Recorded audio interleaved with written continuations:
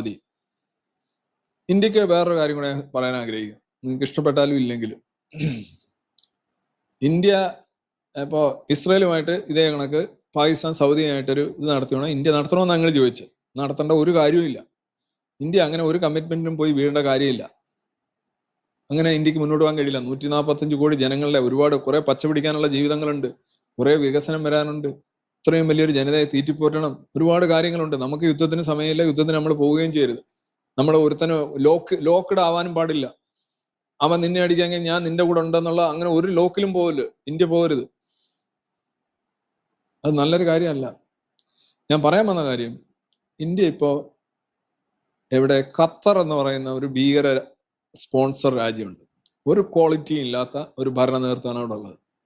Not talking about the people of Qatar, but അവരുടെ ഭരണ നേതൃത്വം ഫനാറ്റിക്കൽ, റിലീജിയസ് ഫനാറ്റിക് ആണ്.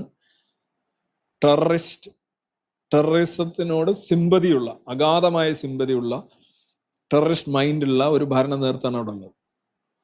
അതുകൊണ്ടാണ് ഇവർക്ക് ഇതിങ്ങനെ ബലസാനൊക്കെ കഴിയുന്നത്. അങ്ങനെ ഒരു രാജ്യത്തെ ടെററിസ്റ്റുകൾക്കെതിരെ ഇസ്രയേൽ ഒരു ആക്രമണം നടത്തിയപ്പോൾ ഖത്തറുമായിട്ട് നമുക്ക് വ്യാപാര ബന്ധങ്ങളുണ്ട്, അതുണ്ട് ഇതുണ്ട് എന്നൊക്കെ ഉള്ളതിന്റെ അടിസ്ഥാനത്തിൽ നമ്മൾ ഖത്തറിനെ സന്തോഷിപ്പിക്കാനായിട്ട് ഇസ്രയേലിന്റെ പേരെടുത്ത് പറയാതെ അതിനെ അപലപിച്ചു. ഇവിടെ പലരും പറയുന്നു അത് BJP സർക്കാരായിട്ട് പോലും അങ്ങനെ ചെയ്തു, BJP സർക്കാർ ഇതാണ് മറ്റേതാണ് മറിച്ചതാണ്.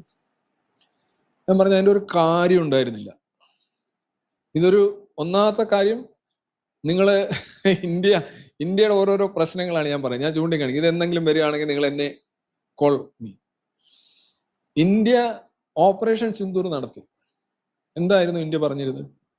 ഇന്ത്യയിൽ ക്രോസ് ബോർഡർ ടെററിസം നടത്തിയ ടെററിസ്റ്റുകളുടെ വീട്ടിൽ അത്താഴം എത്തിച്ചു. ഇതാണല്ലോ ഇന്ത്യ പറഞ്ഞിരുന്നത്. ഇസ്രയേൽ ചെയ്ത അത് തന്നെയല്ലേ? ഇസ്രയേലില് ഒക്ടോബർ 7 നടത്തിയ കൂട്ടക്കശാപ്പിന്റെ ശില്പികളായിട്ടുള്ള ആളുകൾ പീസ് ട്രീറ്റി, ഈ കശാപ്പുകാരനാണ് പീസ് ട്രീറ്റിക്ക് അവിടെ വന്നിരിക്കുന്നത്. ഇറച്ചിവെട്ടുകാരന്റെ സ്നേഹ സംഗീതം എന്ന് പറയുന്നതാണ്. ഇവ ഈ ഹയ്യൊക്കെ വെട്ടി മടുത്തിട്ടാണ് അവിടെ വന്ന് പീസ് ട്രീറ്റ് ഉണ്ടാക്കാൻ പോകുന്നത്. ആ പീസ് ട്രീറ്റ് ഉണ്ടാക്കാൻ പോയപ്പം അവരെ അവിടെ ആക്രമിച്ചു. ഇത് തമ്മിൽ എന്താ വ്യത്യാസം? നിങ്ങൾ മുമ്പേ സുഗ്രീവന്റെയും രാമന്റെയും ഒക്കെ കഥ പറഞ്ഞല്ലോ. നിങ്ങൾ ഇതൊന്നും ആലോചിച്ചു. ഈ ഓപ്പറേഷൻ സിന്ദൂറിൽ ഇന്ത്യ ചെയ്തത് ക്രോസ് ബോർഡർ ടെററിസം നടത്തിയവരെ അവരുടെ വീട്ടിലെച്ചെന്ന് അല്ലെ അവരെ താവളത്തിൽ ചെന്ന് ആക്രമിക്കുകയാണ് ഇന്ത്യ ചെയ്തത്. ഇത് തന്നെയല്ലേ ഇസ്രയേലും ചെയ്തത്. എന്നിട്ട് ഇന്ത്യ എന്താണ്? ഇന്ത്യ ഡിഫെൻഡ് ചെയ്തു. അപ്പൊ പിന്നെ ഇസ്രയേൽ ചെയ്തതിനെ നമ്മളെങ്ങനെ കണ്ടം ചെയ്യുന്നത്? നമുക്ക് ഇസ്രയേലോട് പ്രത്യേക സൗഹൃദത്തിന്റെ ഒന്നും ആവശ്യമില്ല, ഒന്നും വേണ്ട. നമ്മൾ ചെയ്ത അതേ പരിപാടി ഇസ്രയേൽ ചെയ്യുമ്പോൾ ഇസ്രയേൽ ചെയ്യുന്നത് മോശമാവുന്നത് എങ്ങനെയാണ്? എന്തിനാണ് അങ്ങനെ ഒരു കണ്ടംനേഷന്റെ ആവശ്യമില്ലായിരുന്നു? ഇന്ത്യക്ക് മിണ്ടാതിരിക്കാം. അപ്പൊ പറയുന്നു പ്രായോഗികമായ കാരണങ്ങൾ, ഇറക്കുമതി കയറ്റുമതി, സുഹൃത്ത്. അതുപോലെ തന്നെ ഇവിടെ ഖത്തറിന്റെ പ്രധാന അമീറൊക്കെ വരുമ്പോ ഇവിടെ ഭയങ്കര ഈ മോഡിയൊക്കെ ചെന്ന് ഭയങ്കര കെട്ടിപ്പിടുത്തവും മറിയലും ഒക്കെയാണ്. ഭയങ്കര അനാവശ്യം, അതിര് കവിഞ്ഞ സൗഹൃദ പ്രകടനങ്ങൾ. അതിൻ്റെ ഒന്നും അതൊക്കെ ഗുണകരമാണെന്ന് എനിക്ക് തോന്നുന്നില്ല. പിന്നെ അവര് ഓരോരുത്തരും അവരെ എതിർക്കാനോ അല്ലെങ്കിൽ അങ്ങനെ അല്ല എന്ന് പറയാനോ നമുക്ക് സാധിക്കില്ല. ബട്ട് സ്റ്റിൽ എൻ്റെ ഒരു പേഴ്സണൽ ആയിട്ടുള്ള ഒരു ഇത് ഞാൻ പറഞ്ഞതാണ്. ഇങ്ങനെ ഈ ഖത്തർ പോലെയുള്ള ഒരു അറിയിച്ച ഇന്ത്യക്ക് പലപ്പോഴും ഇത് തിരിച്ചടിയായിട്ട് വരും.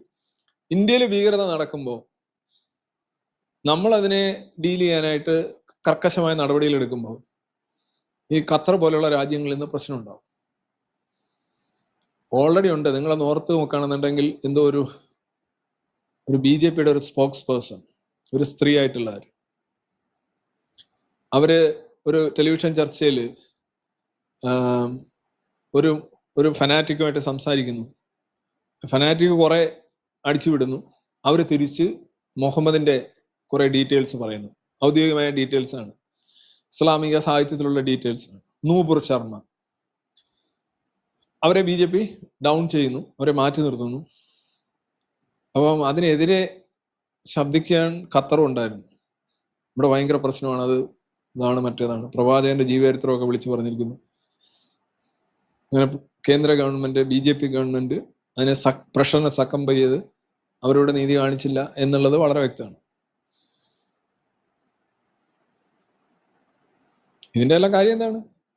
ഖത്തറിനോടുള്ള ഈ ഒരു ഡീലിങ്സിൽ എനിക്ക് യാതൊരു, ഖത്തർ ഓക്കെ, സൗദി ഒരു ടെററിസത്തിനെതിരെയുള്ള സൗദി ടെററിസ്റ്റുകളെന്ന്, ടെററിസ്റ്റ് സ്പോൺസേഴ്സ് എന്ന് വ്യക്തമായിട്ട് വിളിച്ചു പറഞ്ഞ രാജ്യമാണ് ഖത്തർ. സൗദിയും ബഹ്റിനും UAEയും ഈജിപ്തും ഒക്കെ വർഷങ്ങളായിട്ട് അലറി വിളിച്ചു പറഞ്ഞുകൊണ്ടിരിക്കുകയാണ് ലോകത്ത് ഇതൊരു ടെററിസ്റ്റ് സിമ്പതൈസർ ആയിട്ടുള്ള രാജ്യമാണ്, ഇവന്മാരാണ് ടെററിസം സപ്പോർട്ട് ചെയ്യുന്നത്, ഇവിടെ ഒരു ന്യൂസ് ചാനലുണ്ട്, ഇത് പക്കാ ടെററിസ്റ്റ് ചാനലാണ് എന്നിവർ പറഞ്ഞുകൊണ്ടിരിക്കുകയായിരുന്നു.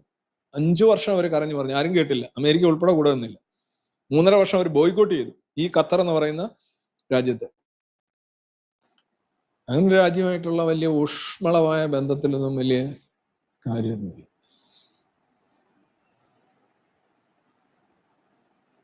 ഖത്തറിന് യഥാർത്ഥത്തിൽ ലേറ്റായിപ്പോയി എന്നുള്ളതാണ് ഖത്തറിനെ കുറിച്ച് എനിക്ക് പറയാം. ലേറ്റായിപ്പോയി. ഇത് പണ്ടേ ആരെങ്കിലും ചെയ്യേണ്ടതായിരുന്നു. ഖത്തറിനെ ആക്രമിച്ചിട്ടൊന്നുമില്ല കേട്ടോ. ഖത്തറിന്റെ സംഭവങ്ങളൊന്നുമില്ല. അവിടെ കയറിയിരിക്കുന്ന ഭീകരന്മാരെ ആക്രമിച്ചു. ഹമാസ് ഭീകരന്മാരെ മാത്രമാണ് ആക്രമിച്ചിട്ടുള്ളത്. So do you think that America is behind us